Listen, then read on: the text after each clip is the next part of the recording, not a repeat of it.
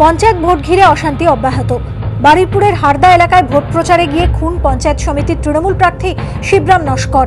তৃণমূলের দাবি, বুধবার দুপুরে প্রচারের সময় সিপিএম সমর্থক কানু সাপুইয়ের বাড়িতে যান শিবরাম নস্কর। তখনই দুপক্ষের মধ্যে বচসা বেঁধে যায়। তৃণমূল প্রার্থীকে ধারালো অস্ত্র দিয়ে কোপানো হয় বলে অভিযোগ।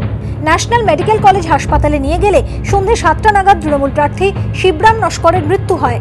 হাসপাতালে যান তৃণমূলের দক্ষিণ 24 পরগনার জেলা সভাপতি তথা কলকাতা পুরসভার মেয়র শোভন চট্টোপাধ্যায়। তার অভিযোগ, ষড়যন্ত্র করে তৃণমূল প্রার্থীকে খুন করেছে সিপিএম। এই ষড়যন্ত্রে সামিল ছিলেন সিপিএম এর দক্ষিণ 24 পরগনা জেলা সম্পাদক সুজন চক্রবর্তী। অভিযোগ শোভন চট্টোপাধ্যায়ের।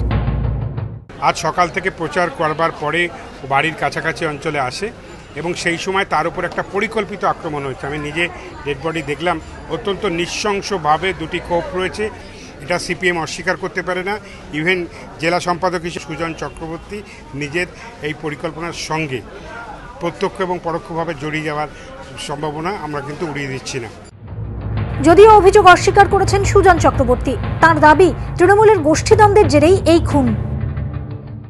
কথা শোনার পরে আমার প্রতিক্রিয়াটা যে সারদা কেলেঙ্কারিতে সুজন চক্রবর্তীকে ফাঁসানো যায় কিনা তার একটা বড় রকমের চেষ্টা হয়েছিল। আর অন্য কোনো ভাবে আমার ফাঁসানো যায় কিনা সেই চেষ্টাটা করছেন বলে আমার মনে হয়। হয়তো এসব চক্রান্ত করছেন। ঘটনায় দুজনকে গ্রেফতার করেছে পুলিশ। তদন্তে নেমেছে বারুইপুর থানা। এদিকে বাঁকুড়ার বর্জরায় সিপিএম প্রার্থীকে লক্ষ্য করে বোমা ছোড়ার অভিযোগ তৃণমূল আশ্রিত দুষ্কৃতীদের বিরুদ্ধে। যদিও অভিযোগ অস্বীকার করেছে তৃণমূল। এবিপি আনন্দ।